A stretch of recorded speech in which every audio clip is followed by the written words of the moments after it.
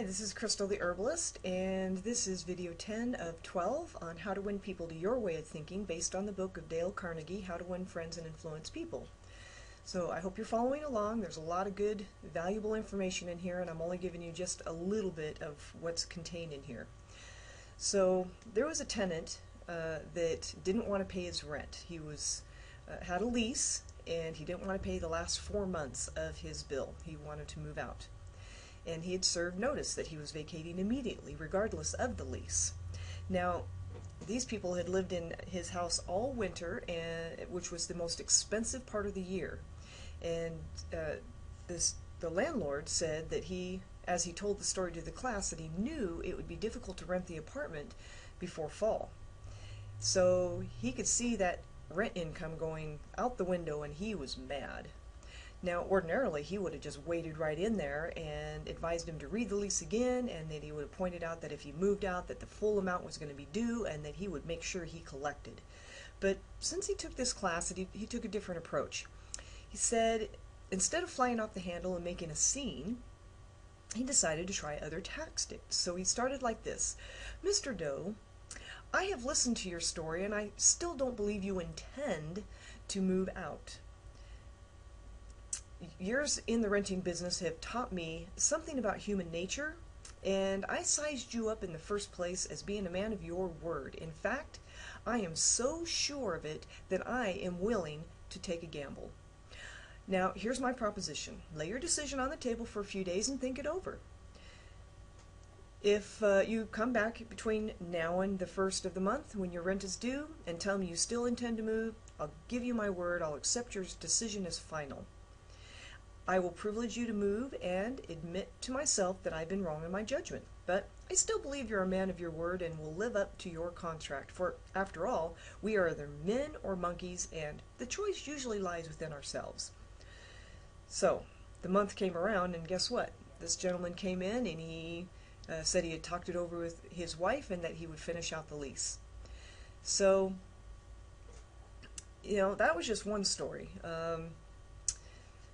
There's another story about a gentleman that wanted to have Louisa May Alcott, the immortal author of Little Women, write for Cyrus H.K. Curtis.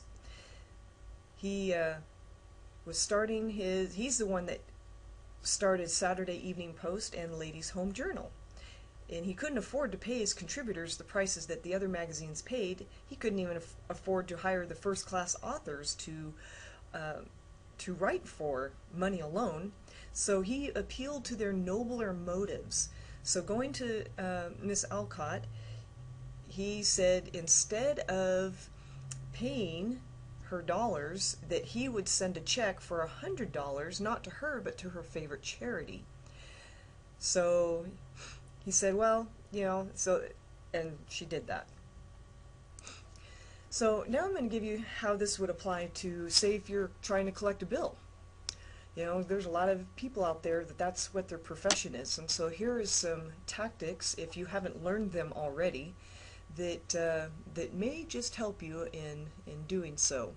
Now, the opposite end of this is if you go and call on a customer and told them that they come to collect a bill and that was long past due, and you made it very plain that the company was absolutely right, and that therefore the customer was unconditionally wrong,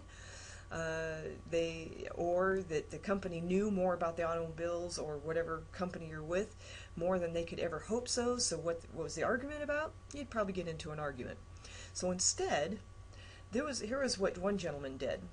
He said he went to visit each customer and was likewise to collect the bill long past due, and the bill he knew was absolutely right, but he didn't say a word about that.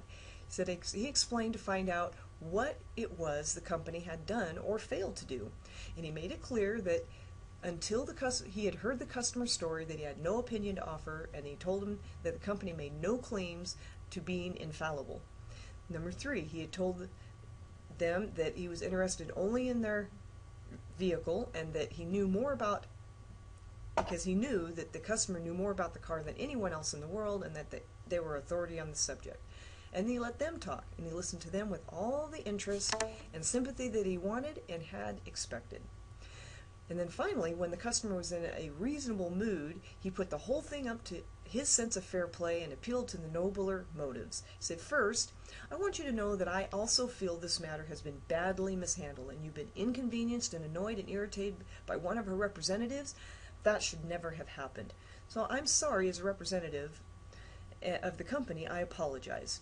And I sat here and listened to your side of the story, and I could not help being impressed by your fairness and patience. And now, because you are fair-minded and patient, I'm going to ask you to do something for me. Something that you can do better than anyone else, something you know more about than anyone else. Here's your bill. I know it is safe for me to ask you to adjust it, just as you would do as if you were the president of the company. I'm going to leave it up to you. Whatever you say goes." So this representative, he said that no information can be secured about the customer. Only sound basis on which to proceed is to assume that he or she is sincere, honest, truthful, and willing and anxious to pay the charges once convinced they are correct.